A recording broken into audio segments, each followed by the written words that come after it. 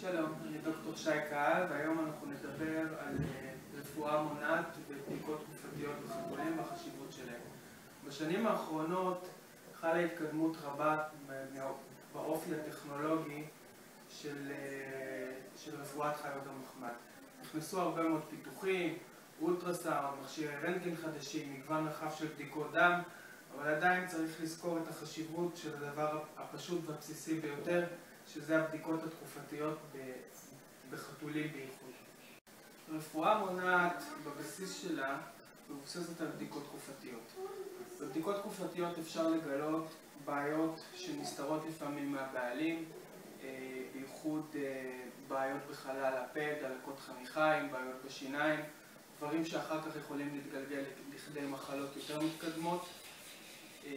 החשיבות היא בעיקר בבדיקה של הווטרינר, בשיחה עם הבעלים, לקיחת ההיסטוריה הרפואית.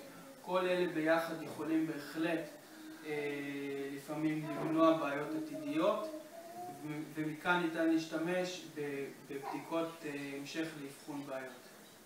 כשאנחנו מדברים על רפואה מניעתית בחתולים, העניין קצת יותר בעייתי מכלבים. כלבים נוטים להגיע באופן עקרוני יותר למרפאה. הרבה יותר קל להביא אותם, יש להם יותר טיפולים מונעים שוטפים, כגון טיפולים מונעים לתולעת הפארק. עם חתולים זה לפעמים קצת יותר בעייתי, ולעיתים אנשים נמנעים מלהביא את החתול בגלל הקושי שכרוך בזה. להבדיל מכלב, החתול באופי שלו הוא חיה הרבה יותר מסתורית, ולפעמים הרבה יותר קשה לשים לב לבעיה רפואית שמתרחשת אצל הבעלים. והם נוטים להסוות בעיות רפואיות הרבה יותר טוב, ולפעמים הבעיה נגלית לעין רק שבאמת היא מגיעה למצב מאוד חמור. כדי להקל על כל הלחץ שנגרם לחתול בהגעה לווטרינר, מומלץ לעשות כמה דברים כדי שבאמת הבדיקה וכל התהליך יעבור הרבה יותר בקלות. דריה שנמצאת איתנו כאן היא חתולה שמאוד קל לה להגיע לווטרינר, היא רגילה למנסה שלה, חתולה גם שקטה ורגועה באופי, מה שהופך את כל התהליך להרבה יותר פשוט. אבל באמת מה שצריך לעשות זה להשתמש במנסה מתאים, שמתאים לחתול, שהחתול רגיל אליו. אפשר קודם כל, אם זה מנסה חדש, להציג אותו בפני החתול כמה ימים כדי שיכיר אותו.